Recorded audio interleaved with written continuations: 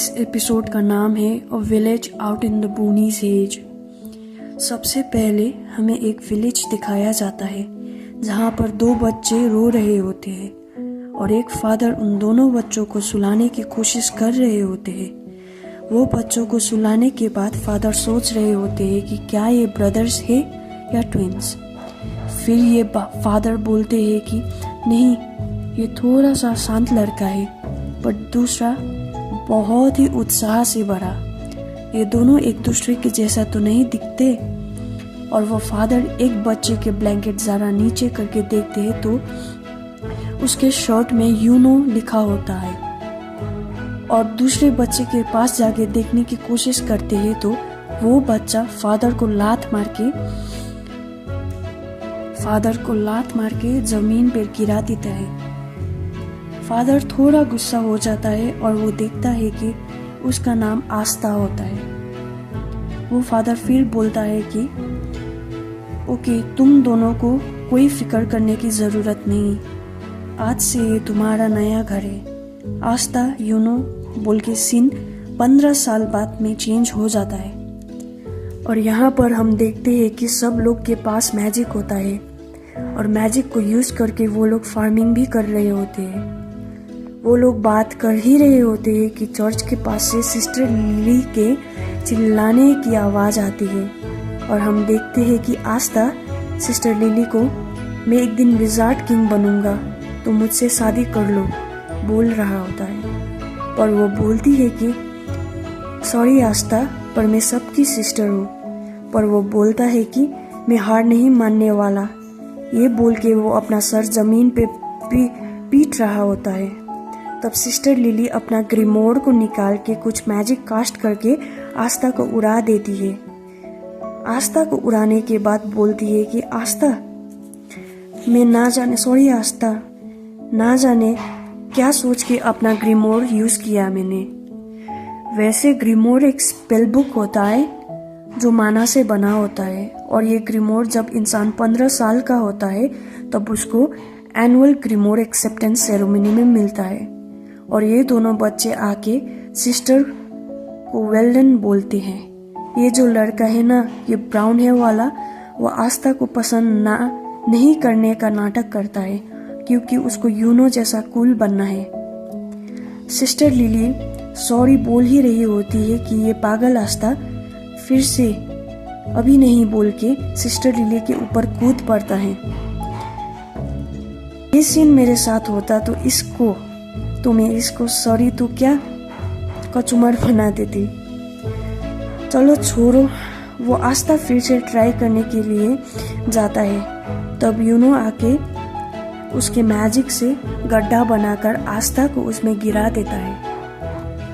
आस्था गुस्से से यूनो के पास जाके यूनो, तुम बीच में क्यों आ रहे हो, ऐसा बोलता है। और यूनो बोलता है कि तुम बहुत ही ज़्यादा लाउड हो, शॉर्ट हो, ऑब्नॉक्सियस हो और इमैच्योर हो। बेसिकली तुम्हें कोई भी लड़की पसंद नहीं कर सकती। ये बोल के वो सिस्टर लिली को हेल्प करने जाता है। आस्था उसको इग्नोर ना करने के लिए बोलता है। यूनो बोलता है कि आस्था, सिस्टर लिली एक सिस्टर है तो वो शादी नहीं कर सकती और तुम भी सिर्फ 15 साल की हो तो तुम भी शादी नहीं कर सकते। आस्था बोलता है कि चुप हो जाओ यूनो, वरना आ जाओ मैदान में यूनो बहुत ही कामली डिक्लाइन कर देता है उसके चैलेंज को। आस्था पूछता है, यूनो बोलता है। आस्था पूछता है क्यों? यूनो बोलता है क्योंकि ये टाइम की बर्बादी है। और आस्था बोलता है क्या बोला? और वो ब्राउन हेयर वाला बच्चा बोलता है कि छोड़ दो आस्था, तुम यूनो से जीत नहीं पाओगे। पर आस्था यूनो पर अटैक कर देता है पर वो कुछ भी रिलीज नहीं कर सकता। और वो फ्रस्ट्रेशन में आस्था जमीन पर रो रहा होता है।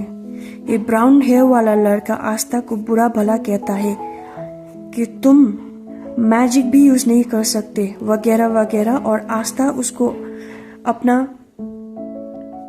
और आस्था वो ब्राउन हेयर वाला लड़के को डांट रहा होता है कि तुम अपने बड़ों के साथ ऐसे नहीं बोलना चाहिए। फिर वो लड़का बोलता है कि शट अप, मैजिक ही सब कुछ है इस दुनिया में और मैजिक का यूज करना बहुत ही नेचुरल है। सिर्फ तुमको ही मैजिक यूज करना नहीं आता आस्था। और आस्था कहता है कि लगता है मुझे तुम्हें दिखाना ही पड़ेगा कि मैं क्या चीज हूँ। ये बोलने के बाद आस्था सिटअप्स करता है।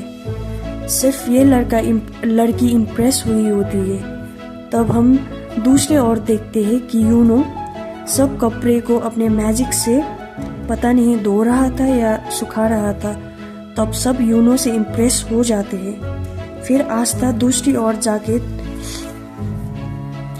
ओर जाके फिर मैं हुड्स को कट करूंगा ये बोल के भाग रहा होता है कि तब यूनो फिर से बीच में आके अपने मैजिक से उस हुड को 2 टुकड़ों में काट देता है। और आस्था गुस्से से यूनो के पास जा रहा होता है। तब फादर आके उसको एक पंच से जमीन पर गिरा देता है और फादर रोते हुए बोलता है कि यूनो इस चर्च का एक उम्मीद है। और वो ब्राउन हेयर वाला लड़का बोलता है कि मुझे पता है कि तुम मैजिक नाइट्स ज्वाइन कर लोगे यूनो। आस्था सैड होके नीचे जमीन पर बैठा हुआ होता है कि सिस्टर लिली उसको बोलती है अवार्डिंग सेरेमनी अभी आ रही है आस्था, एक बार तुम्हें अपना ग्रीमोर मिल जाए तो शायद तुम्हारे अंदर कुछ ट्रिगर हो जाए और तुम भी मैजिक यूज कर पाओ। और आस्था रोते हुए सिस्टर को कहती है कि मुझे जरूर मेरे ग्रीमोर मिलेगा।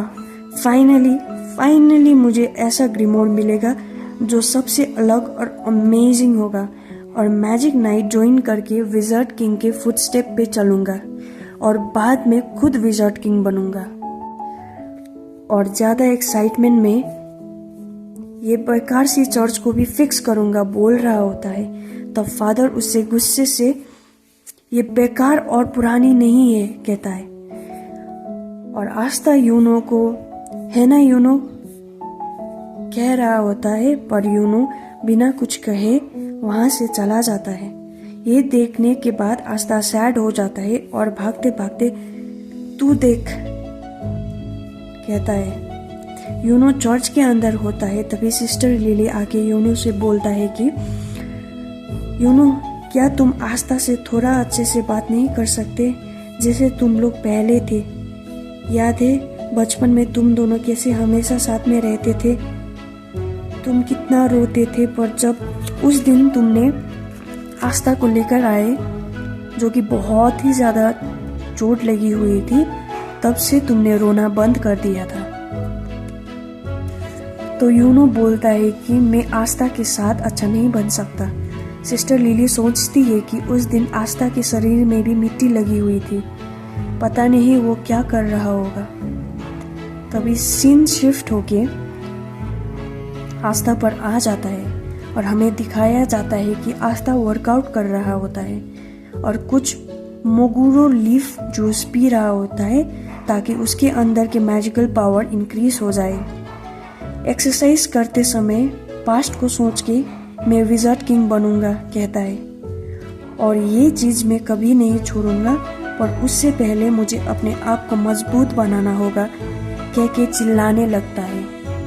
फिर हमें एक नरेशन सुनाई देती है कि जब मार्च में फायरफ्लाई डैंडिलियन फ्लफी हवा में उड़ के जाते हैं, तब एक साल में एक बार क्लोवर किंगडम के सभी 15 साल के बच्चे ग्रीमोर टावर पे इकट्ठा होते हैं और अवार्डिंग सेरेमनी हेल्ड होता है जहाँ पे लोगों को अपना ग्रीमोर मिलता है, जिससे उन लोगों का मैजिकल पावर और भी एनहेंस हो जाता है।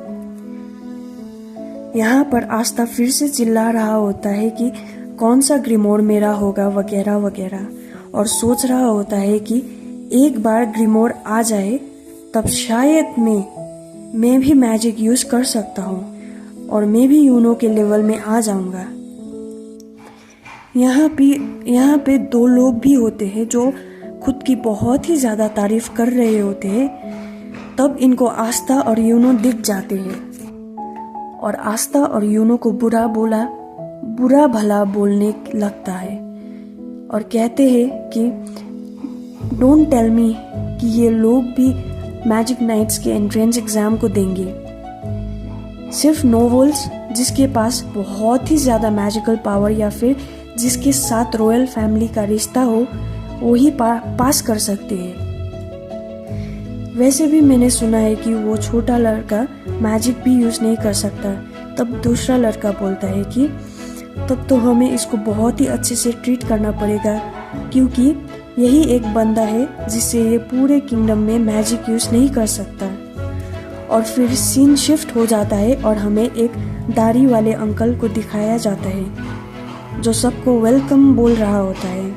वो अंकल बोलता है कि आज से तुम लोगों का नया सफ़र शुरू होगा। ये बूढ़ा अंकल आगे आके बोलता है कि ये इस ग्रीमोर टावर का मास्टर है और बोल रहा होता है कि इस एरिया से कभी भी विज़ार्ड किंग नहीं निकला, ना ही कोई ऐसा जिसने मैजिक नाइट्स पे कुछ महारत हासिल की हो। और वो चाहता है कि इस समय वो लोग से कोई किसी दिन विज़ार्ड किंग बन जाए। ये बूढ़ा अंकल का वाइब भी आस्था की तरह ही होता है।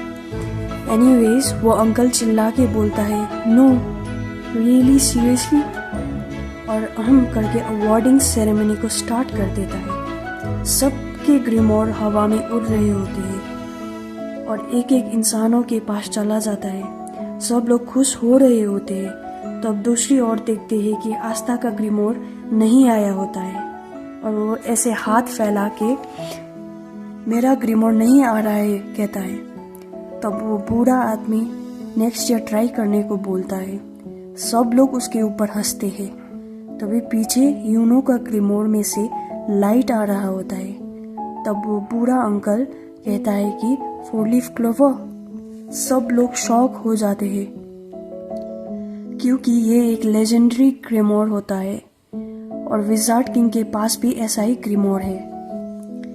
ये ग्रीमोर में बहुत ही ज़्यादा पावर और लक भरा होता है और ये ग्रीमोर पाने के बाद यूनो बोलता है कि मैं ही बनूंगा विज़ार्ड किंग।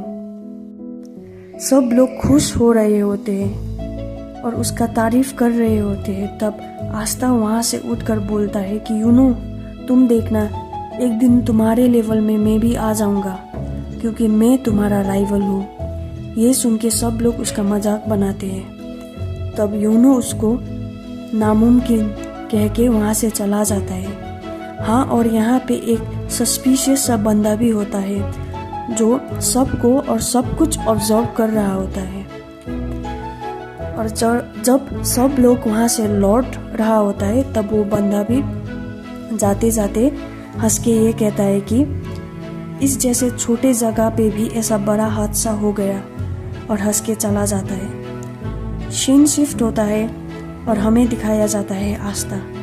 वो एक पेड़ पे उल्टा लटका सोच रहा था कि मैंने सोचा था एक बार मुझे मेरा ग्रीमोर मिल जाए तो मैं भी पावर यूज कर सकूंगा, पर मुझे नहीं लगा था कि मुझे एक भी नहीं मिलेगा। फिर वो खड़ा होके बोलता है कि वो हार नहीं मानेगा और कहता है कि किस्मत मेरे से टक्कर मत लेना, मैं एक दिन अपना ग्रीमोर पा लूंगा, चाहे 1, 2, 10 या 100 साल क्यों ना लगे। मैं बनूंगा विज़ार्ड किंग और सबको दिखा दूंगा कि कोई भी ऑसम बन सकता है, भले ही वो गरीब हो या फिर एक ऑर्फन।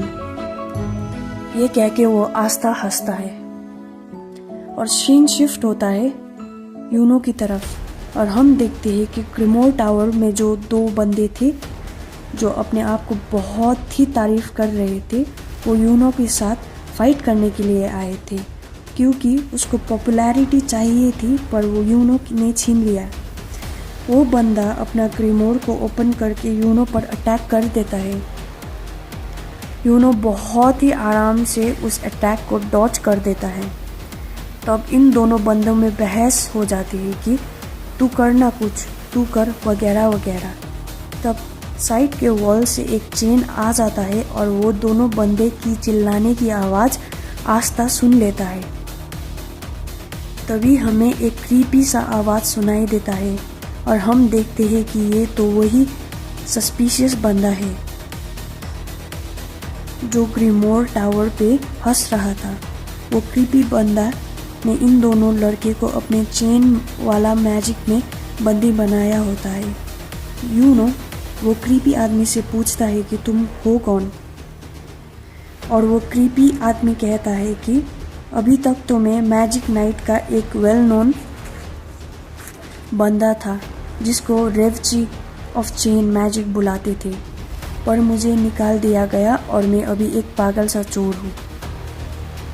ये बोल के वो यूनो को अपनी चेन मैजिक से बांध देता है, क्योंकि उसको यूनो का ग्रीमोर चाहिए था और वो ले भी लेता है। इसमें यूनो बोलता है कि रेवची, अगर तुम वो ग्रीमोर ले भी जाओ तो भी बेकार है, क्योंकि जिसका ग्रीमोर है वो ही यूज़ कर सकता है। रेवची ऐड करता है कि हाउएवर अंडरग्राउंड कलेक्टर्स ग्रीमोर्स को खरीद रहा है और 4 लीफ क्लोवर का बहुत ही बड़ा दाम है। 4 लीफ क्लोवर ने शायद ही तुम्हें चुना होगा, पर तुमसे अभी अभी ही इसको रिसीव किया है और तुम भी अभी एक बच्चे ही हो। क्या बदकिस्मती है तुम्हारा कि मैं यहाँ पे हूँ। तुम्हारा लेजेंड होने का सपना शुरू होने से आगे ही ख़त्म हो गया, और वो पेंडेंट भी अच्छी दिख रही है, तो मैं भी इसका भी कोई वर्थ हो, मैं ये भी ले लूँगा। इतना बोल रहा होता है कि पीछे से आस्था आके उसको रोक देता है और वो सीधा वॉल पे जाके टकराता है और नीचे गिर जाता है, और एक ही झटके में उठकर ये तुम क्या कर रहे हो के पूछता है।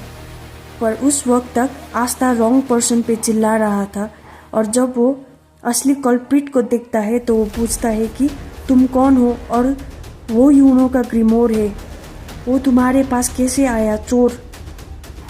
रेवची हंसते हुए पूछता है कि तुम तो वही कमज़ोर लड़का हो ना जिसके नसीब में एक ग्रीमोर भी नहीं था। आस्था बोलता है कि ओह, तुम्हें याद है, हाँ मैं वही कमज़ोर लड़का हूँ। एक ग्रीमोर एक इंसान को बहुत ही प्यारा होता है, तो यूनो को वो ग्रीमोर वापस कर दो कुत्ते। ये सुन के रेवची हंस रहा होता है और कहता है कि बाहर की दुनिया में ऐसी चोरी चकेरी तो बहुत ही आराम से नज़रअंदाज कर देता है, पर तुम्हें ये पता भी नहीं लगेगा क्योंकि तुम अभी मरने वाले हो।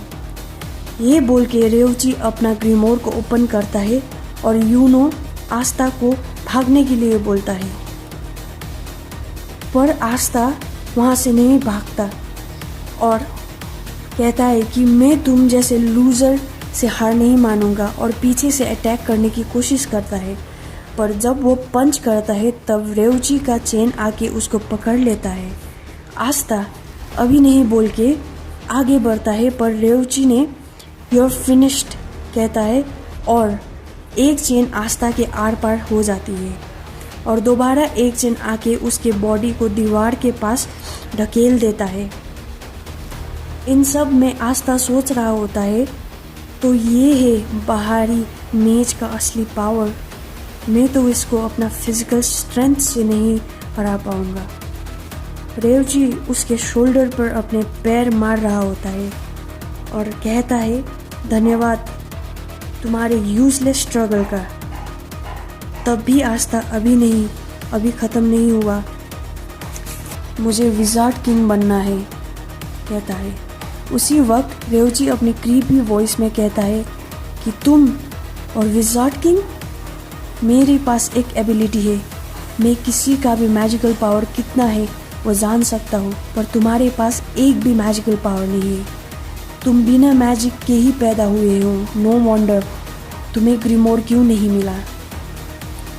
आस्था को शौक लगता है कि उसके पास क्या कोई भी मैजिक नहीं है, तो फिर मैं जितना भी ट्राई करूँ क्या मैजिक यूज़ नहीं कर पाऊँगा। रेवची बोलता है कि तुम जैसे पैथेटिक इंसान जहाँ पे मैजिक ही सब कुछ है, तुम विज़ार्ड किंग तो छोड़ो, तुम्हें तो एक ढंग का काम भी नहीं मिलेगा। मैं श्योर हूँ कि तुम्हारा वो जीनियस दोस्त भी तुम्हें मॉक करता होगा। आस्था गिव अप करने वाला ही होता है कि तब यूनो बोलता है, तू किसको लूज़र बोल रहा है बे। आस्था ये सच है कि तुम कभी भी विज़ार्ड किंग नहीं बन सकते। रेवची बोलता है, सुन रहे हो, तुम्हारे बचपन के दोस्त भी कह रहा है कि इट्स इम्पॉसिबल। यूनो बोलता है कि वो इसलिए क्योंकि मैं बनूंगा विजार्ड किंग। ये लूजर नहीं है, ये आस्था है मेरा राइवल। तब आस्था को शॉक लगता है, शॉक नहीं रियलाइजेशन होता है। रेवजी बोलता है, हाँ तेरा राइवल, ये जिसके पास कोई भी मैजिकल पावर नहीं है। रेवजी ये बोल ही रहा होता है कि आस्था रेवजी के पैर पकड़ के अभी नहीं कहकर कहता है कि सॉरी यूनो, तुम्हें मुझे इतने पथेटिक हालत में देखना पड़ा। एक सेकेंड, मैं इस बंदे का कचूमर बनाती हूँ। तब ऊपर से एक ग्रिमोर आता है और हम देखते हैं कि वो ग्रिमोर 5 लीफ क्लोवर था। वैसे तो किसी को भी नहीं पता होता कि 5 लीफ ग्रिमोर क्या है उस वक्त तक। यूनो बोलता है कि आस्था को कोई ग्रिमोर ना मिले, ये हो ही नहीं सकता, मुझे पता था। तब आस्था का ग्रिमोर से एक बड़ा सा स्वॉर्ड निकलता है। रेवजी डरते हुए कहता है कि पर तुम्हारे अंदर तो कोई भी मैजिक नहीं था, ये भला कौन सा ग्रिमोर है। तब एक नरेशन आता है और कहता है कि 3 लीफ ग्रिमोर फेथ, होप और लव को रिप्रेजेंट करता है। 4 लीफ क्लोवर में गुड लक भी शामिल होता है और 5th लीफ ग्रिमोर में डीमन रिसाइड करता है।